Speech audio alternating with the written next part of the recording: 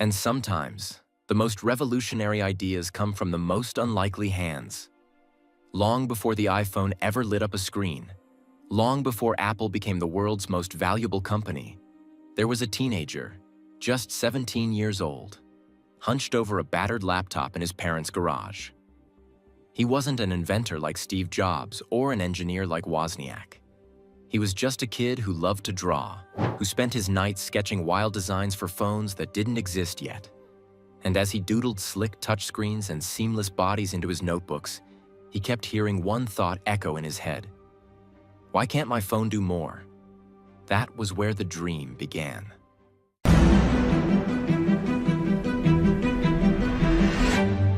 And sometimes, one small idea catches the attention of someone much bigger. By the time he was 18, he had posted some of his concept art online. Sleek, futuristic, minimalist designs that looked like they'd been pulled straight from the future. That's when an Apple recruiter stumbled upon his work. Not in a boardroom pitch or a tech showcase, but in an obscure design forum where nobody thought they were being watched. The recruiter was hooked. And soon after, the teenager who had never stepped into Silicon Valley was invited to Cupertino to sit at a table surrounded by legends. And across that table, a legendary entrepreneur who was famously hard to impress, but who couldn't hide a grin as he flipped through the teenager's drawings.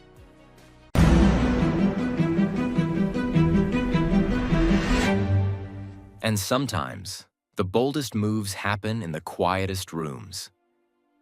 Hired as an intern on the most secretive project Apple had ever taken on, the teenager became part of a tiny team working long hours behind locked doors. Sketching, prototyping, arguing, testing, every decision mattered. Every curve, every pixel was fought over like it might change the world. And all the while, nobody outside that windowless lab suspected that one of the most important voices in the room was a teenager with nothing but raw talent and relentless passion.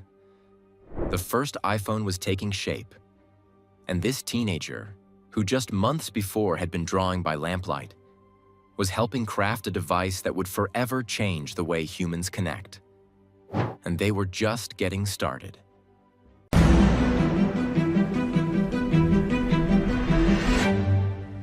And sometimes, great ideas are forged in the heat of disagreement. As the project pushed forward, tensions ran high. Engineers argued with designers. Marketers had their own fears. What if nobody wanted a phone without buttons? And at the heart of the storm was the teenager, still sketching, still insisting that less was more. He was often overlooked in heated meetings. The kid at the end of the table, flipping through his drawings. But every time someone hit a wall, his designs would draw them back toward a simpler, braver path, toward the vision that had inspired them in the first place. And slowly, his drawings became more than sketches. They became blueprints for the future.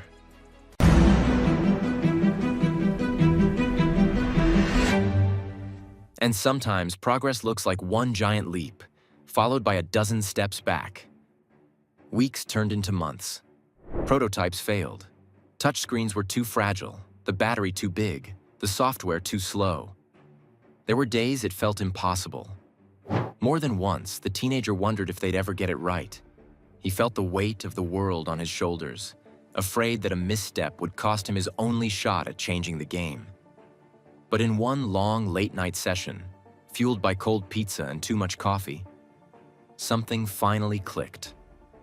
A new glass technology, a faster chip, and his latest design tweaks, smoother, rounder, and sleeker than anything they'd built before, made the phone feel right in their hands. And they all knew. This was the breakthrough they'd been chasing.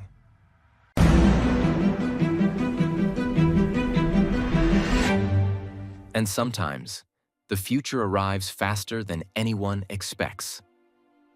On the day Steve Jobs walked on stage to introduce the world to the iPhone, the teenager was there, backstage, hidden in the crowd.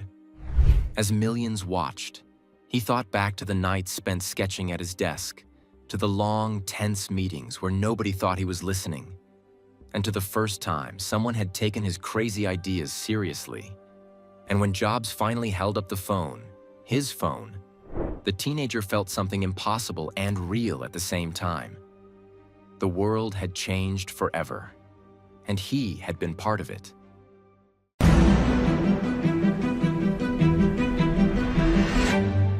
And sometimes, the most powerful stories never make the headlines. The teenager watched as crowds roared and cameras flashed.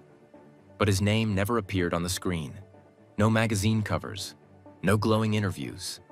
And yet, in the hum of every ringtone, in every swipe across smooth glass, his fingerprints were there, built into the very soul of the device.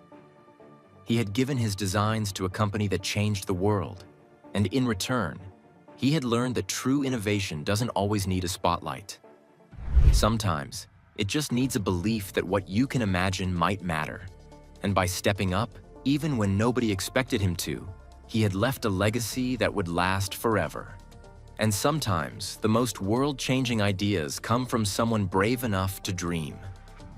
Years later, whenever he'd see someone lift an iPhone to their ear or scroll with one thumb, he'd smile to himself, thinking back to the nights spent drawing by the light of a desk lamp, to the secret meetings where his voice was finally heard, and to the one big lesson that stayed with him forever. That your age doesn't matter, that your title doesn't matter, that all that really matters is your vision and the courage to chase it. And as a new generation of dreamers rose up with ideas nobody had seen before, his story quietly inspired them.